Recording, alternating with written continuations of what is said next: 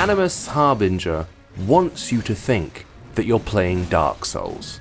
The first scene of the game sees you, a grumpy, taciturn, potentially undead knight, sitting at a fire in the middle of a gloomy wilderness. Everything that follows thereafter is equally Dark Soulsian.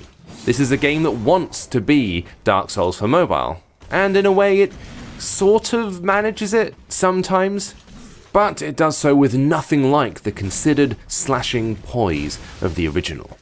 After getting told some dark portent by a dead king, you wander off into the darkness to find some things to kill. The game is split into little sections, so there's no vast world to explore, which some might find a little restrictive. But this is one of a number of changes the game makes to the template to fit the core violence into a mobile package. Some of them work, some of them don't. The fighting is familiar. You're super underpowered, and you need to keep away from the giant monsters you're trying to smash into gory lumps. As with Dark Souls, you'll be locking onto enemies and circle strafing round, dodging when necessary, which is all the time.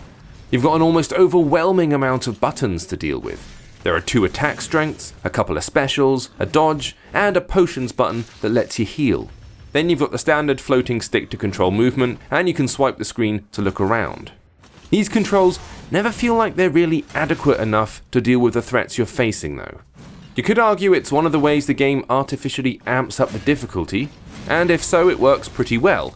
It's very frustrating trying to get your fingers and thumbs to go to the right places, but that does make your victories a bit more thrilling. It also means you'll die a lot, which is another tick in the Dark Souls Plus column for some. Animus Harbinger sets out with one goal in mind, and in some ways, it gets there. The frustrating controls certainly won't work for everyone, and if you don't like brooding dark fantasy, the aesthetic here is going to set your teeth on edge.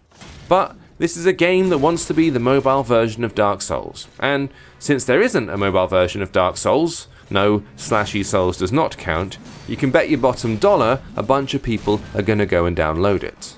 Let's be really clear here, it doesn't have any of the wounded charm of a true Souls game, and the fights get repetitive once you've figured out an enemy's attack pattern. And there's no real exploration, no vast necropolis to uncover, with rich lore and environmental cues telling you the history of this damaged universe. But, provided you're prepared to accept the shortcomings, there is still, we hesitate to say fun, so let's go for face-smashing anguish to be had here.